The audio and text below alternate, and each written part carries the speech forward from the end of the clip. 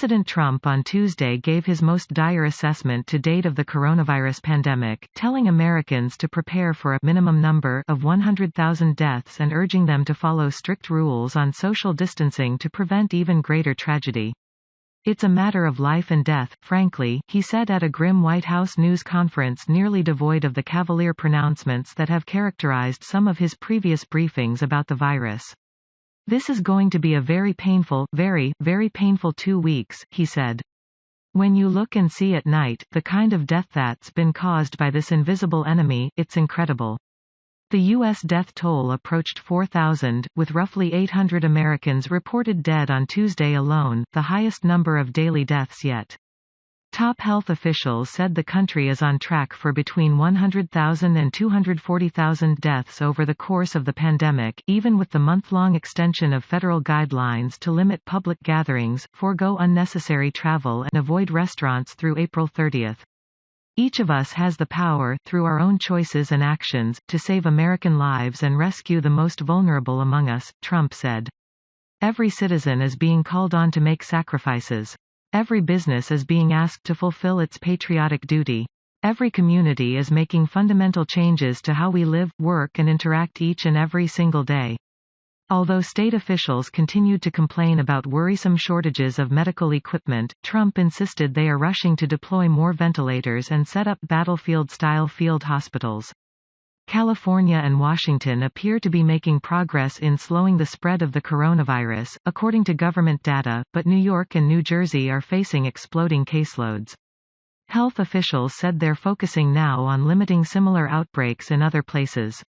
"That's the piece that we're trying to prevent in New Orleans, in Detroit, in Chicago and in Boston right now," said Dr. Deborah Birx, coordinator of the Trump administration's coronavirus task force. Dr. Anthony Fauci, director of the National Institute of Allergy and Infectious Diseases, pleaded with Americans to continue following guidelines on social distancing even as the number of cases continued to rise. "We can't be discouraged by that. The mitigation is actually working, and will work," he said. Fauci added, "Now is the time, whenever you're having an effect, not to take your foot off the accelerator."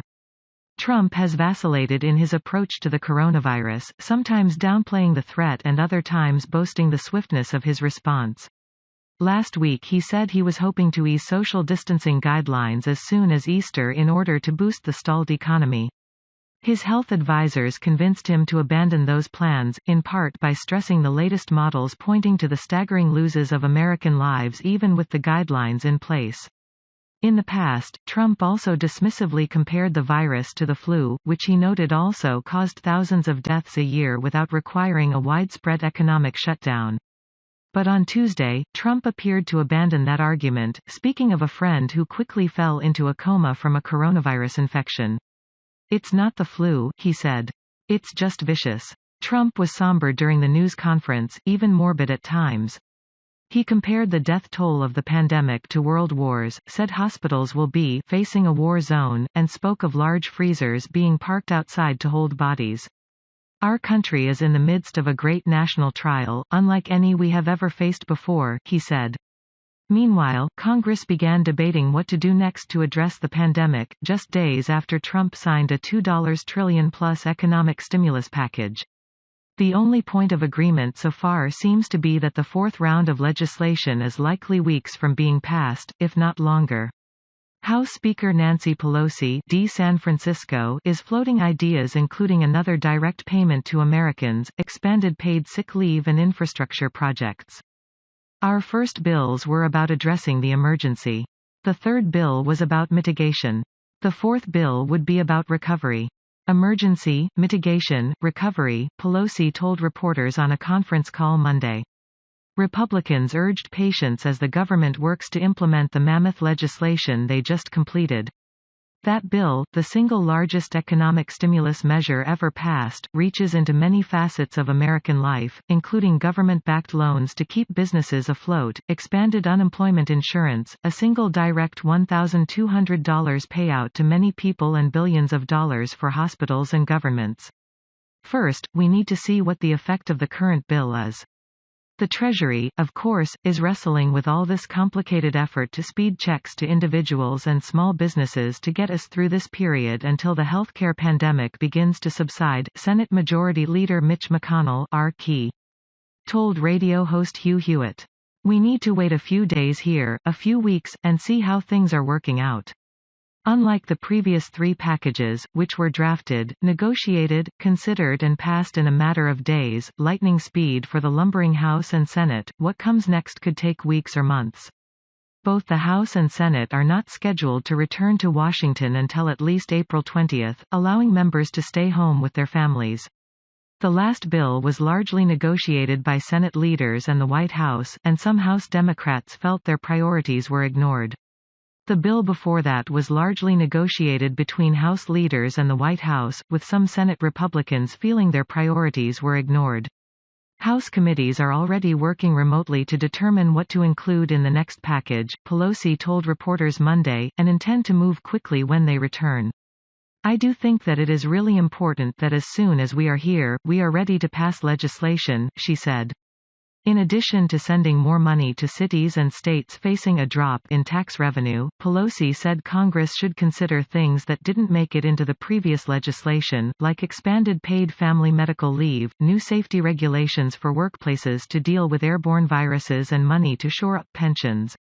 She also suggested the next package might be the time for Congress to consider an infrastructure package that would include improvements to broadband, water systems and the energy grid. Some items, like an infrastructure package, have broad bipartisan popularity in theory, but have proven exceedingly difficult to pass in the past. Trump appeared to embrace the idea of infrastructure legislation Tuesday morning. With interest rates for the United States being at zero, this is the time to do our decades-long-awaited infrastructure bill. It should be very big and bold, $2 trillion, and be focused solely on jobs and rebuilding the once great infrastructure of our country. Phase 4, he said in a tweet. Republicans immediately dismissed many of Pelosi's ideas as a Democratic wish list. I would think any kind of bill coming out of the House I would look at like Reagan suggested we look at the Russians, trust, but verify, McConnell said. I'm not going to allow this to be an opportunity for the Democrats to achieve unrelated policy items that they would not otherwise be able to pass. Senator John Cornyn, R. Texas, said in a separate interview with Hewitt that Congress's full focus should be on public health. We shouldn't look at this as an opportunity to pass our political outbox or ideological agenda. We ought to be all about solving the problem, and that is the public health problem and economic consequences associated with it, Cornyn said. Thanks for watching. Please like and share for support my channel.